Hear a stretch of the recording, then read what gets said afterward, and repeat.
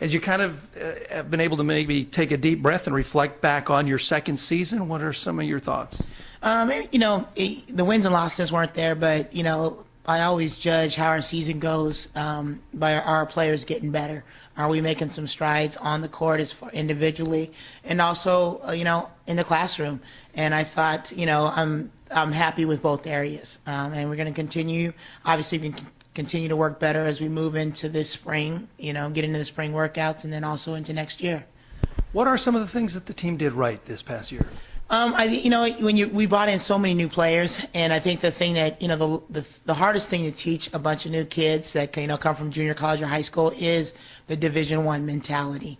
And that is a lifestyle, it is a job, and you don't get to just go to practice and have all this free time.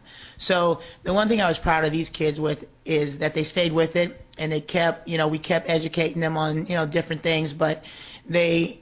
By February, it looked like they started to get it. Right when we start to click towards late January, February, we had the injuries that happened. We were finishing up our season with, about 8.5 players, 7.5 players. So we were dealing with the injuries, but I think, I liked what I saw before the injuries, so I know we're headed in the right direction. I know you're so passionate about basketball. As a very young head coach and staff, what's your learning curve right now? I don't know if I'm young anymore, but I think, the learning curve is, it's trial and error. What works and what doesn't work. And that's the thing that you always have to constantly keep learning. Every day is a learning experience. But, I've learned a lot. And, the one thing that I think that we as a staff overlooked was how much these kids didn't know. They're play on paper, they look good, but then you realize that they don't know a lot about basketball. And that's the thing that we kind of took for granted because we ended up teaching a lot of things. Again, like I said, teaching them how to be. How do they want to be as people? What kind of person do you want to be? When you leave San Jose, it was from everything from that to, it's a lifestyle, and you got to start thinking. You got to start thinking like that. You play Division I basketball. It's a mentality.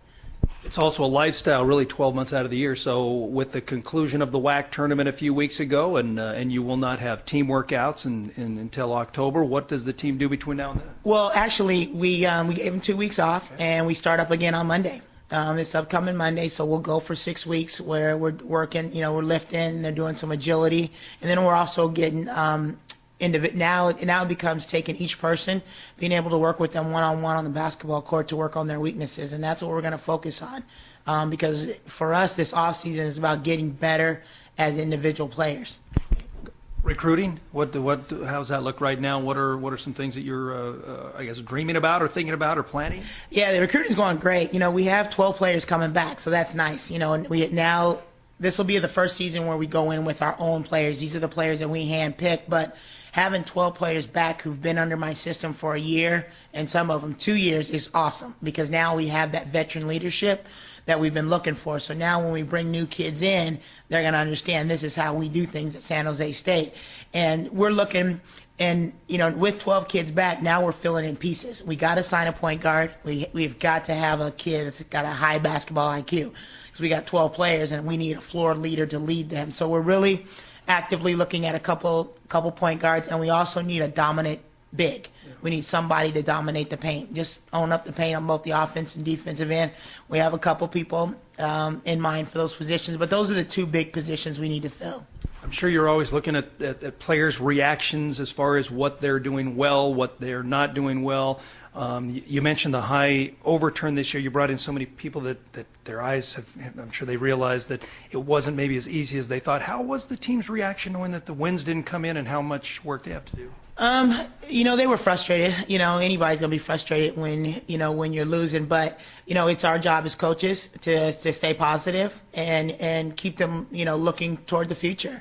And these kids were great. They stayed with it, and like I said, you would have saw it in our play down the stretch if they were feeling the effects from losing. But I thought for the majority, for the most part, they came out and played hard every game to the end. And we just didn't have the numbers, the depth that you want to have going into the end of the season. But hopefully having 12 players back, and we're going to bring in we'll bring in 6 new players, okay. And so that's the depth. That's going to help us, that if we do have some injuries, we'll have the depth. It was so impressive for your tournament when you brought in Cal and Oklahoma. Did it help the girls, you think, to watch a couple programs like that? Yeah, the funny thing is these kids don't watch basketball. It's just not my kids. It's a lot. I talk to high school kids as I'm recruiting, and they just don't watch a lot of college basketball, which is foreign to me. So we try to tell our kids, look, we got to play against the best. So you got to know what that you got to know what that feels like. If we're always talking about, let's get to the tournament, we want to get to the tournament.